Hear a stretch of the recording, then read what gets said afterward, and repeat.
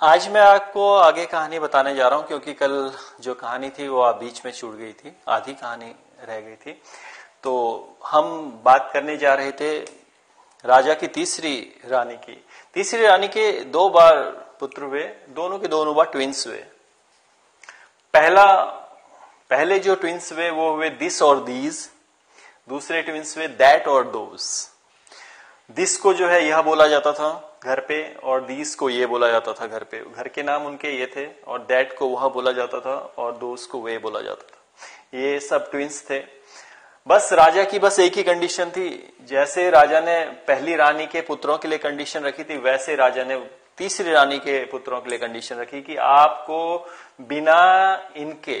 बिना अपनी बहनों के आप आगे नहीं बढ़ सकते, बिना इनके आगे नहीं बढ़ सकते।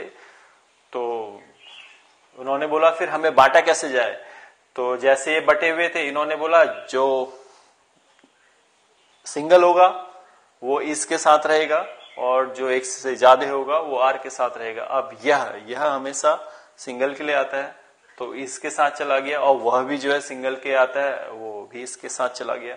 अब दीज ये है, तो वो एक से ज्यादा के लिए आता है, तो वो आर के साथ चला गया। दोज वे, वो भी एक से ज्यादा के लिए आता है, तो वो भी जो है आर के साथ चला गया। अब ये जो है राजा ने जो है इन सबको जो है बांट दिया, तीनों रानियों के पुत्रों को, पुत्रियों को, पूरे साम्राज्य को, अंग्रेजी के साम्राज्य को बांट दिया।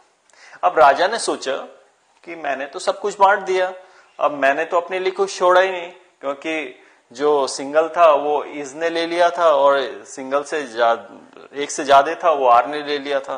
अब उसके लिए राजा के लिए कुछ बचा ही नहीं। अब राजा ने बोला कि भाई मुझे भी तो अपना अस्तित्व रखना है, मैं भी चाहता हूं कि मेरा भी कोई अस्तित्व रहे। तो उसने अपना नाम अपने लिए रखा हूं, उसने अपने लिए रखा एम, जिसको बोलते हैं हम हूं।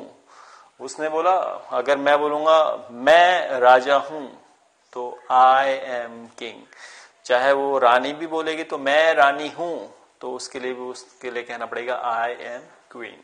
तो हूं जो है वो चाहे लड़की के लिए हो चाहे लड़के के लिए हो, हमेशा हूं सेंस आएगा। इसीलिए जो है एम जो है राजा ने अपने लिए रखा। और उसके बाद जो राजकुमारियां थी उन्होंने सोचा कि भैया अभी तो हम लोग हैं इज और आर में हैं, लेकिन हम चाहते हैं कि हमारे बाद भी लोग हमें जाने। तो राजा से बोला कि हमारे बाद, इसने बोला मुझे वॉस के नाम से जाना जाए, और आर ने बोला मुझे वर के नाम से जाना जाए। और उसके बाद जो है ये अब दिस और दीज को कैसे समझना है, हमें ये जानना है।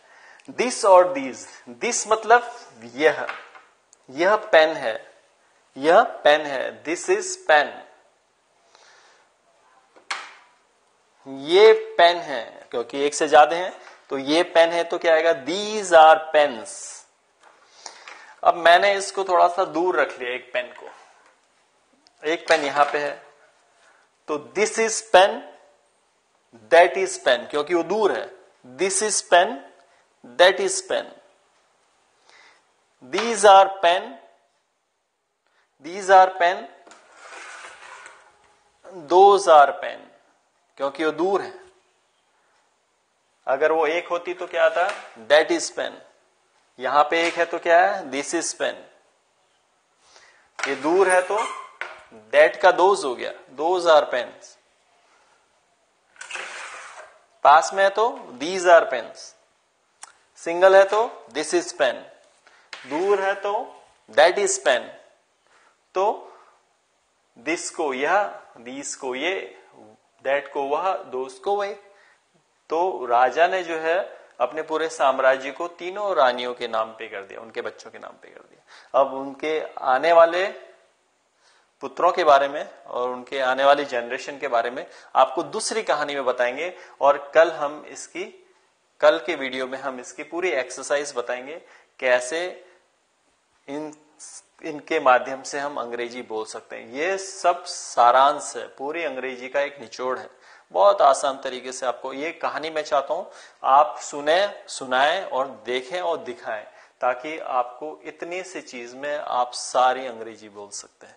और बाकी धीरे धीरे बढ़ते जाएगा, क्योंकि आपको पहले स्टार्ट करना है। स्टार्टअप के लिए आपके पास ये काफी मटेरियल है, स्टार्ट करना है। क्योंकि ये क्या है, मैंने आपसे बोला था कि life is a learning process. क्या है? Life is a learning process, every day you learn new things.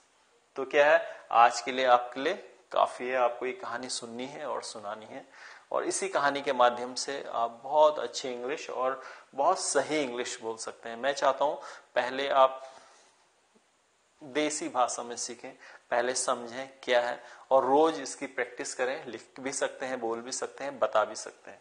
तो मैं चाहता हूं कि स्कूलों में भी अगर अपने कोई भी गृहिणी जो है अपने बच्चों को सिखा सकती है, कोई भी टीचर अपने स्टूडेंट को सिखा सकता है, कोई भी कंपटीशन की तैयारी करने वाला इन चीजों को समझ सकता है और बोल भी सकता है, समझ भी सकता है, और धीरे धीरे प्रैक्टिस करेगा। तो ऑब्वियस है कि एक प्रैक्टिस वाला प्रोसेस है और इसमें आपको प्रैक्टिस करनी पड़ेगी। इन सब की एक्सरसाइज के लिए हम आपको नेक्स्ट वीडियो में आपको बताएंगे, और तब तक के लिए धन्यवाद।